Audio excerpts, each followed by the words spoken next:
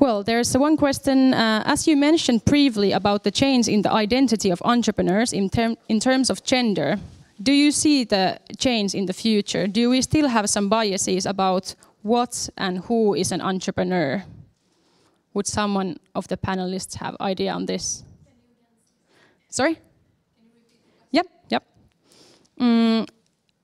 As you mentioned briefly about the change in the identity of entrepreneurs in terms of gender, do you see the change happening in the future? Do we still have some biases about what and who is an entrepreneur? Oh, you don't have the mic. Okay, yeah. Thanks. So the answer is no. No, it's actually like, it's just plain arithmetic. I mean, like, or survival of the fittest, if you will. Like, I mean, you need to have diversity in teams in order for them to perform well.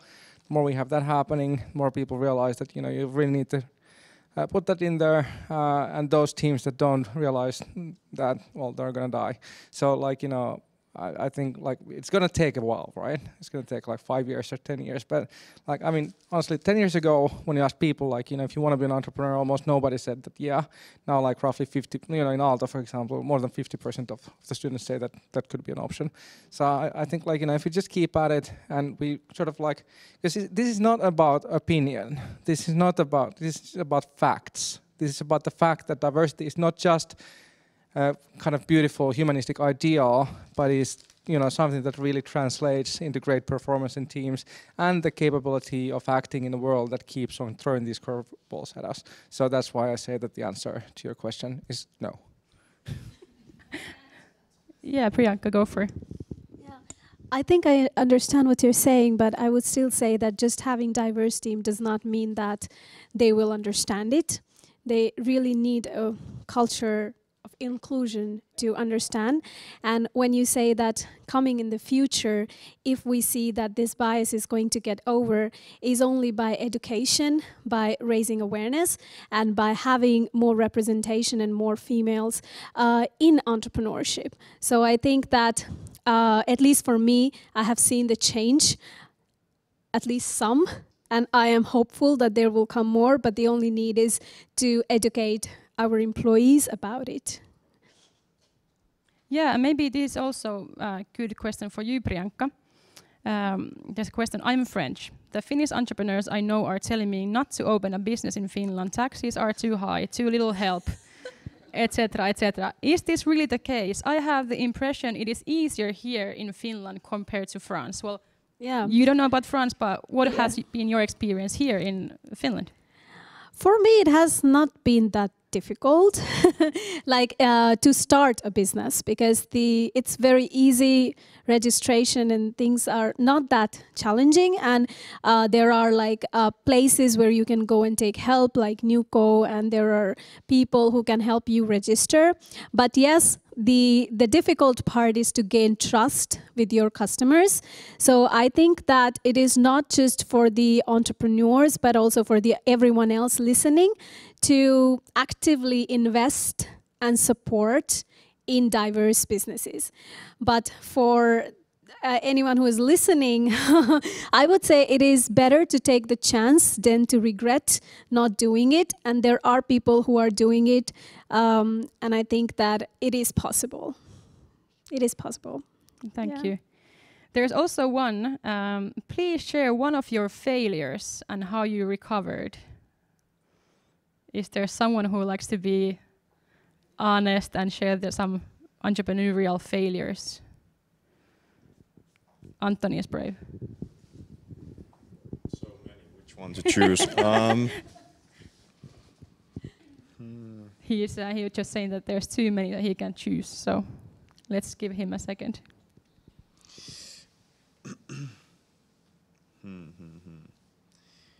Well, like I think a lot of companies are, and a lot of, like, I think this is human nature of like being embarrassed to, like, tolerating embarrassment, I guess. So like a lot of people think about, especially like building products, they approach it the way that, you know, I'll build this product and this is how the product will look like. But when we actually like look at the the execution part, it's going to take 5 years from a team from Apple to build such a product. And they are pitching that product to me or someone else, and that being kind of like the next step. Because, you know, that's the perfect product which we want, which we kind of like aspire to bring to the market. And that is like the biggest failure, I think, well, not maybe the biggest, but one of the biggest failures that I think like we have realized and what we've seen like in our previous projects. So with this, we didn't make that failure, but in last projects that we were working with, I think we weren't like able to tolerate embarrassment to the level that, you know, just like ship something that is raw and doesn't look like the final product, because if you don't do that, you can't really get started, and you spend a lot of time building something that no one really wants. So yeah. Yeah, I think that's a super good point. And there were also this same idea was like came through the role model stories. They were saying just like start from somewhere. Like, for example, Polina Shumilova, she is the founder of Modest Fashion online store.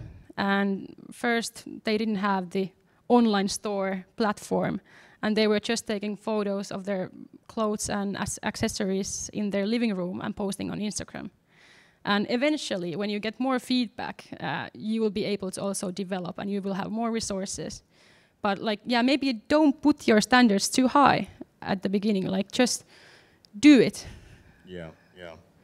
Just get started on something. Build something in a day rather than in a year if you don't know that that's something that the world wants to have solved. And yeah, I maybe now getting another idea of your story. You were saying that entrepreneurship is always about incompleteness. Mm-hmm. And I think that's like a marvelous idea that we should always like consider with entrepreneurship.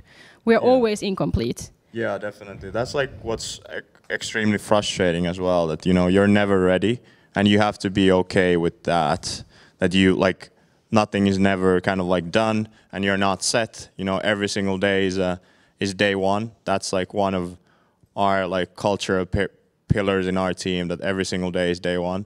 I think that kind of like creates frustration into like a good level, but at the same time it kind of like brings joy and doesn't kind of like limit us. So we you know can reset every single day and recalibrate and go against the grain. Yeah, I think there's going to be a last question here. Other than this campaign, how would you encourage people to start solving problems and start to apply their entrepreneurial skills? Is there some obstacles or something you would change in the current system? There's maybe 2 questions here, but how would you encourage people to start solving problems? Is there someone who wants to go? Lauri? So, I mean, there's a saying in the startup ecosystem that don't fall in love with the solution, fall in love with the problem. And I think that's like 197% true. Like, you know, just find a problem that you really, truly care about, like what Antoni was talking about back in the panel, and just go at it, and then learn. Like, you know, like if you just go at it like armed with nothing, it's probably, I mean, you do learn through trial and error, but I mean, you can also like try to avoid making like the most obvious, like, you know, stupid mistakes, and just like, you know, get to know people, go to these events, go online, find these stuff like Starting Up and all these other like resources, and just like then work at it. And ultimately, like, you know, it is, even if you have the best mentors and you have the best education, it's still going to be a process of trial and error and figuring things out, because you're basically, you know, you're doing what, sorry for geeking out here, but you know, what the Star Trek crew did, like you're boldly going where nobody has gone before. And because nobody's gone before, there's no map, so you need to figure out the lay of the land yourself. So just like figure out the problem that you really care about, that even when the going gets tough, you know, you still keep on pushing, and, you know, and don't give up until you've solved that problem. I'm sure you can do it. Awesome. There's another Maria. I would also advise be ready to change, because if you're solving, example, this COVID problems now, so the world is changing and COVID is maybe over in a few years or something. So you have to make something new. You have to have a few ideas always what you can someday be your found a new company and so on. So be brave also to change. Yeah, and like and maybe keep that in mind. adapting to the like ongoing change that we are facing. Yes, exactly. Priyanka had something behind you. I think one thing that has helped me get started with problem solving was experimentation. And because I had the problem, but I didn't know how to solve it. And that's why going hackathons and ideation events, they were really good, because I met people with different ideas, and I still do it all the time in some, like in few months, going to hackathons. It gives a lot of ideas, and your product or your solution evolves. You know what people are looking for. So I think experimenting with your idea is really good. Just start with somewhere. Exactly. That was also. Is my mic on? Yeah. That was also one of the points that one of the role models, Arto Sivonen, said. He was saying that test everything, but most of all your business idea. Like just test. Call to people, ask what they think about it. Think about the actual target audience. That who are you helping with by solving the problem, and call them, email them. Like, would they be able to? Like, would they want to pay for this? Is there something that I should actually develop, or should I change it completely, or do I have a wrong kind of target audience? And it always evolves. Your final product is so different from what you actually thought it would be. And so, yeah, what Maria, she said, that adapting to that change, not being stuck that, oh my God, this is my child, I cannot change the way it looks, but yeah, to be that agile. Yeah. Okay. Awesome. Thank you so much for all the discussions. There's been a vivid discussion in the chat as well. I hope we can, share these for the panelists as well. But thank you everyone here. Thank you anyone there. And I hope this was inspiring for you as well. At least it was for me. And if you're an entrepreneur and you want to contribute to the updating entrepreneurship and breaking the entrepreneurial myths and stereotypes, share your story on social media. Because we only have 26 role models, but there are so many more aspects of entrepreneurship. So by sharing your story, you can actually, become part of this. I started this movement, and we can together break these myths and stereotypes, and by that encourage more and more people to become entrepreneurs in the future. But thank you, everyone, and have an awesome Tuesday, right? Tuesday. Yeah, bye.